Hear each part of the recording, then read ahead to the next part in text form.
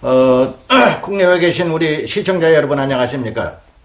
오늘도 어원에 대해서 말씀드리고 한 가지 느낀 거를 말씀드리겠습니다. 제가 강의하는 이 어원은 동서언어의 뿌리라고 그랬죠. 우리 토속 사투리가 동서언어의 뿌리다 이런 얘기를 하면서 강의를 하고 있는데 이 의미가 얼마나 대단하다는 걸 갖다가 깊이 깨닫고 공부를 하시면은 아마 공부하는 게 아주 쉽습니다. 언뜻 보기에 상형 문자를 다루고 뭐 하니까 뭐 대단히 어렵다고, 어렵지 않습니다. 이제 그 어렵다고 하는 전화도 오고 이제 얘기하는 사람도 있는데 사실은 우리말이기 때문에 아주 쉬운 겁니다. 다른 외국 사람이 우리 한국말 배우려면 대단히 어렵습니다. 왜? 이게 산스크리트고 이거 어떻게 된 건지 족보가 그동안 없어가지고 한국말은 족보 없는 언어다 이렇게까지 얘기하고 한 가지 뭐 우랄 알타이어다 뭐 말만 하지 그 근본을 몰랐어요. 근데 이제 이렇게 제가 연구하다 보니까 우리말이 산스크리트고 뿌리가 참 동서언어의 뿌리가 됐다 이렇게 이제 알게 돼가지고 이제 쉽습니다.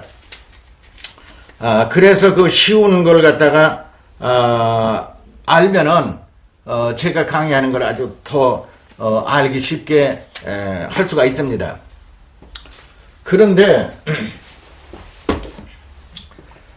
이 어원을 공부하고 역사를 공부하시면서 긍지를 가져야 돼. 이제는 우리가 이제 세계 어디에 내놔도 우리 한국의 역사나 문화나 언어가 이게 최고다. 이런 긍지를 가지고선 일을 하고 사업을 한다든가 공부를 한다든가 연구를 할 적에 이제 새로운 창의력이 나와가지고 지금 세계를 주름잡는 유태인이라든가 영국 사람들이 있지만은 그 사람들 못지않게 우리가 긍지를 가질 수가 있어요. 그것이 아마 앞으로 희망을 가질 수 있는 일이라고 생각해요. 그런데 우리 한국 사회를 보면 나가보면은 예절이 없어. 예절이 없어가지고 노인네도 예절 없고 젊은 사람도 예절이 부족하고 여자들도 예절이 부족하고 대단히 예절이 부족하다는 것을 우리가 알아야 돼요. 그럼 예절이란 말이 어원적으로 뭐냐? 말은 예라고 그럽니다. 이게 예절, 예절이라고 그래요. 그리고 사서 중에 얘기라는 게 있죠. 얘기, 춘추 얘기가 있는데 이 얘기가 다름 아닌 예절을 말하는 거예요. 그리고 예절이라는 게 뭐냐 하면은 인의예지잖아요. 인과 의와 예지. 인의예지인데 이 인의예지 전체가 예입니다. 사실은 인의예지가 전부 자체야. 인이 따로 있는 게 아니고 의가 따로 있고 예가 따로 있고 지가 따로 있는 게 아니에요. 이게 합해서 하나입니다.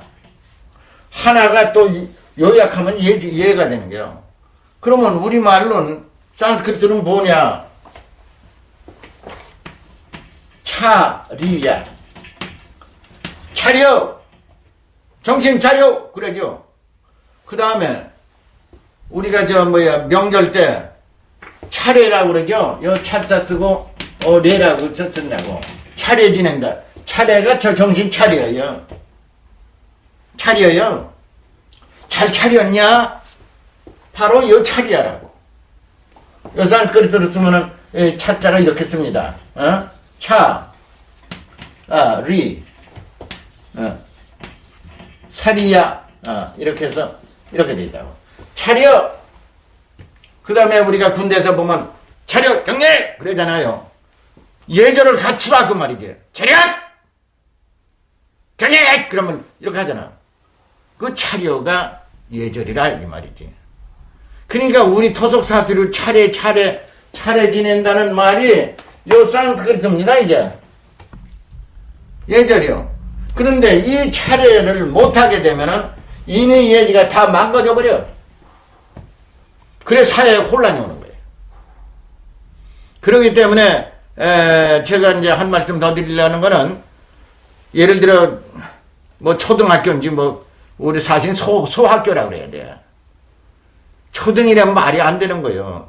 소학교, 중학교, 고등학교, 대학이나 모든 견에서 이 선생님들이 아이들한테 정신 차려! 그 차례가 예절이 제대로 정립하게 되면은 사회가요 최고로 문화 사회가 되는 거예요. 이 차례의 예를 모르게 되면 그 나라는 혼란에 빠지는 거예요. 혼란에 빠져. 그래서 예라는 것이 중요하고, 왜 군대나 어디서 차렷 하는 말이 바로 예절이라는 뜻입니다. 그렇게 하면 알기 쉽잖아요.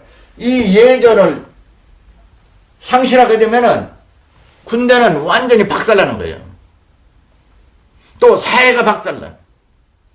그 나라 전체 기강이 물러나지고 도저히 살 수 없는 나라가 된다고.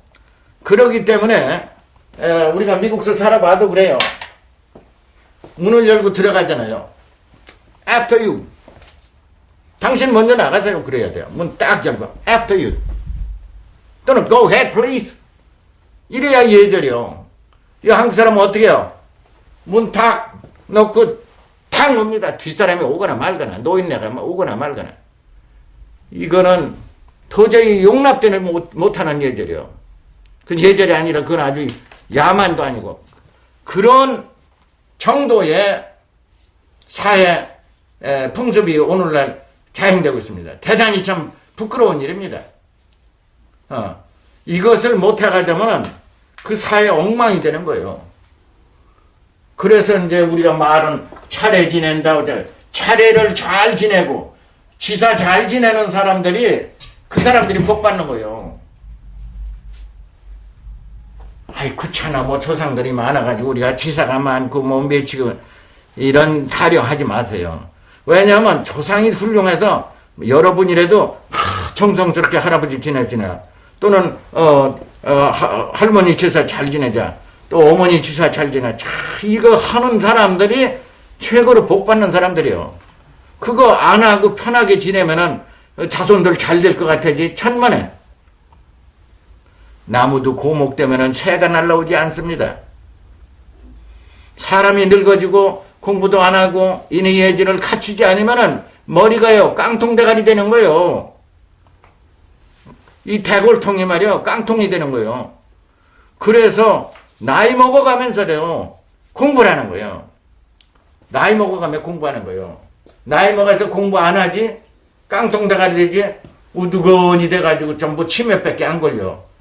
그래서 엊그저께는 시청자 중에 한 분이 동대문 산다고 그러더라고. 여잔데 정현덕이라는 여인이야. 우연히 제 방송을 듣고서 놀래가지고 잠을 못 자고 이거 여태까지 우리가 헛살았다고 아주 한탄하는 소리를 나한테 고백하고 전화를 했습니다. 그래서 그 정현덕 씨라고는 분이 그래서 그러면 하여간 참 그렇게까지 해서 고맙습니다 하고 내가 말은 했지만은 본인은 잠을 못 잤다는 거예요. 그러면서 어느 날 한번 시간을 내주시면은 얼굴에도 보고 한번 꼭 좀 평생에 아주 환될 것 같으니까 나 좀 보자고 그래서 내가 그러면 어느 날 몇 시에 어디서 만나자고 내가 약속을 했습니다. 근데 이런 시청자가 한두 분이 아니요. 미국에서도 날라오지, 카나다에서도 오지, 엊그저께는 스페인에서도 오지. 그래서 내가 볼 때 제 강의를 들으면서 최고의 예절을 갖춘 사람들이 이렇게 나타난다 하는 그런 생각을 가지고 내가 대단히 마음을 위로하고 격려를 받고 참 용기를 갖게 됐습니다. 제발 우리 한국은 인의 예지가 바르게 쓰고 예절이 바르게 쓰는 최고 문화 국가가 되기를 바라서 이 한 말 좀 드리는 바입니다. 그래서 논어에도 그랬습니다. 예를 상실하게 되면 예를 안 하면 비례 물씨라 그랬어요. 보지 말라 이게. 비례 물청 듣지도 말라 이게. 비례 물언 얘가 아니면 말도 하지 말아라 이거지. 이렇게까지 강조한 것이 예입니다. 그래서 예의 중요성을 항상 생각하고 지하철이나 버스에서 자리에 앉을 때도 실례합니다. 뭐 하면서 이렇게 해야지. 여기 있다. 당신 저리 가. 나 우리 저 친구하고 같이 앉게. 이렇게 무례한 여인들이 또 있습니다. 이거는 용납 못하는 일이요. 그러니까 예를 갖추기를 바라고 또 한 가지는 제가 사진 하나를 소개하겠습니다. 이것이 누구냐 하면은요 노벨재단의 사무총장입니다. 지금부터 한 7, 8년 전에 성균관대학에 초청을 받아서 온 사람입니다. 이 사람의 이름이 젠 린드슈타인이라는 사람입니다. 그래서 거기서 만났습니다. 그 세미나에서. 그래서 이 사무총장한테 이 세미나 하는 걸 보고 노벨재단의 여러 가지 상황을 보고하면서 하는 자리였습니다. 그래가지고 이 노벨 재단의 사무총장을 만나게 됐습니다. 그런데 그 성균관대학의 관계자들이나 이사장이나 교수나 이 사람들은 이 노벨재단 사무총장한테 아부하고 아필하는 저자세를 보였습니다. 대단히 기분이 나빴습니다. 그래서 그 세미나가 끝난 후에 제가 질문이 있으면 하라고 하는 말을 합디다 이 저 사무총장이. 그래서 제가 이 사진입니다. 제가 그 연단에 나가서 노벨재단에 그동안에 여러 사람에게 뭐 문학상, 평화상 뭐 여러 가지 상을 주었지만은 당신네들이 한 것 중에서 대단히 편협한 노벨상을 주었다는 사실을 나는 한마디 하고 싶어서 여기 자리에 나왔다 그랬어요.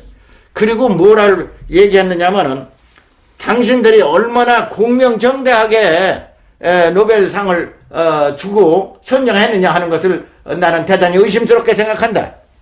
왜냐? 그 예를 하나 듣겠습니다 하고 내가 퍼붓습니다. 뭐라고 퍼붓느냐 하면은 봐라. 지금부터 60년 전입니다. 동양 사람으로는 타골이라고 하는 시인이 기탄자리를 써가지고 그거 최초로 동양 사람이 노벨상을 문학상을 받게 된 거다. 그런데 그것도 자진해서 받은 게 아니야. 그때 그 기탄자리를 영어로 번역하면서 그 타골이 그 당시에 캠브리지 대학 총장인 예이츠라